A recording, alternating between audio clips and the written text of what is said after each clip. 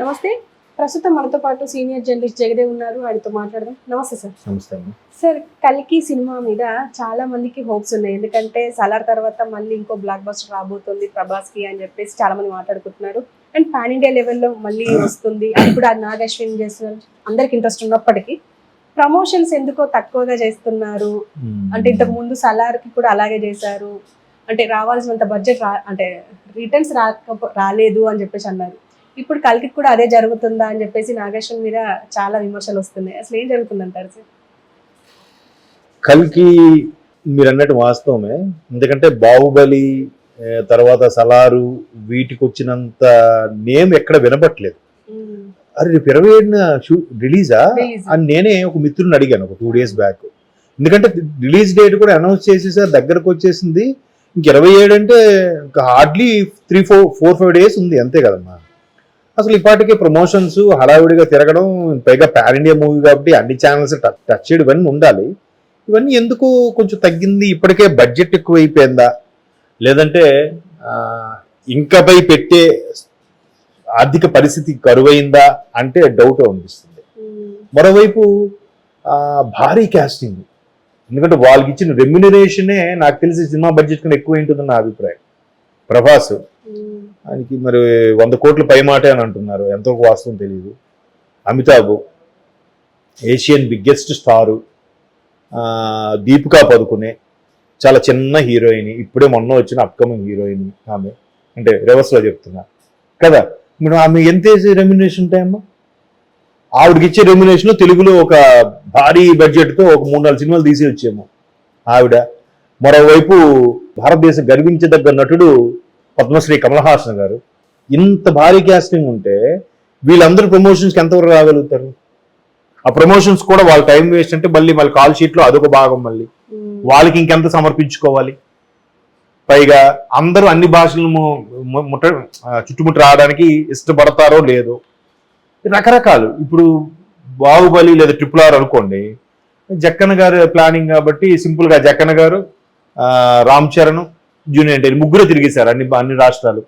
బాలీవుడ్ వైపు వెళ్తే కొంచెం ఆలియా భట్ ఎవరెవరో వచ్చినట్టున్నారు అంతే. మిగతా ఆలియా భట్ మిగతా రాష్ట్రాలకు వచ్చినట్టు లేరు కదా. సో ఇక్కడ చూస్తే ఒక ప్రభాస్ గారే తిరగాలి ఇప్పుడు అన్ని కూడా.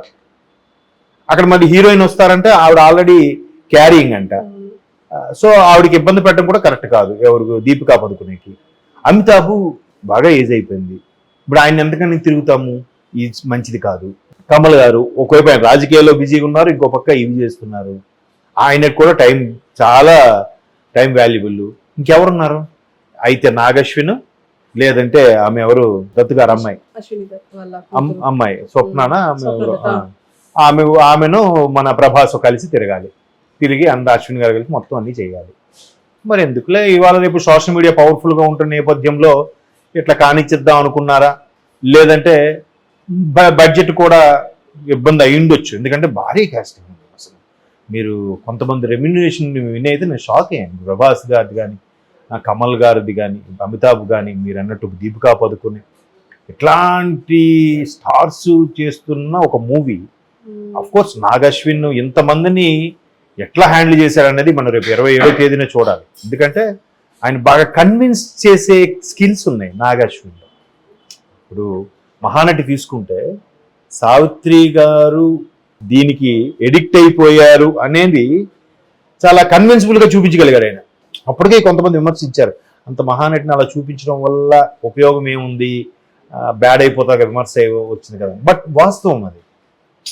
ఆవిడ ఎడిక్ట్ అవ్వడము, తర్వాత ఇబ్బంది పడడం అనేది వాస్తవం. దాన్ని కూడా ప్రేక్షకులు కన్విన్స్ చేసి చూపించగలిగాడంటే అది గొప్ప విషయం. సెన్సిటివ్ విషయం కదా అది. ఎందుకంటే ఇప్పటికి కూడా మీ అభిమాన నటి ఎవరంటే ఒకటి అన్నగారి పేరు చెప్తారు ఎన్టీఆర్ గారు, నెక్స్ట్ హీరోయిన్ విషయం వస్తే మహానటి సావిత్రి అని అంటారు. ఆవిడ ఎప్పుడు సావిత్రి అని అంటారు, మహానటి సావిత్రి అని అంటారు.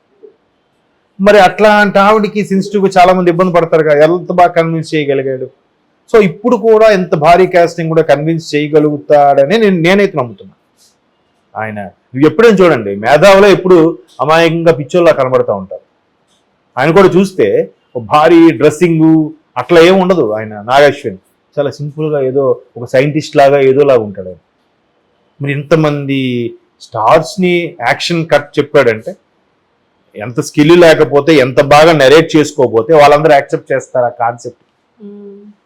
ఒకటి ప్రభాస్, ఓకే ప్రభాస్ దత్తు గారు అమ్మాయి వీళ్ళందరూ క్లోజ్ కాబట్టి ప్రభాస్ ఒప్పుకున్నాడు అనుకున్నాం. మరి మిగతా వాళ్ళు ఒప్పుకోవాలంటే ఒకటి ప్రభాస్ని చూపించాలి పాన్ ఇండియా స్టార్గా, రెండోది ఉన్న స్టోరీలో దమ్ము ఉండాలి. సో అప్పటికి 2898 అంటే సుమారుగా 900 సంవత్సరాల తరువాత ఈ కలియుగం ఎలా ఉండబోతుంది ఏంటి, అప్పుడు వచ్చే విపత్తులు ఏంటి, ఏవో రకరకాల కాన్సెప్ట్లు ఉన్నాయి. ఇవన్నీ కూడా సోషల్ మీడియా ద్వారా రీచ్ అయ్యాయి కదా. సో అలా అనుకోని మరి ఇంకెందుకులే ఖర్చు పెట్టడం, ప్రీ రిలీజ్ ఈవెంట్ అని పెడతారో లేదో చూడాలి. ఆడియో ఫంక్షన్ ఏదో అయినట్టుంది కానీ అది ముంబైలో ఎక్కడో అయింది కదా, అప్పుడే దీపికా పదుకునే సమ్ క్యారింగ్ అన్నట్టుగా కూడా చూసాం. సో ఇట్లా మరి వాళ్ళ ఆలోచన విధానం ఎలా ఉందో తెలియదు. అఫ్ కోర్స్ ఇవాళ రేపు సోషల్ మీడియా చాలా పవర్ఫుల్గా ఉంది కానీ ఉంది కాబట్టి 100లో 80 మందికి వెళ్ళిపోతుంది because of social media network ద్వారా. 20% వెళ్ళకపోయినా ఆ 20% అంత ఇంట్రెస్ట్గా లేరేమో, వాళ్ళు చూడడానికి వస్తారు లేదో కూడా తెలియదు.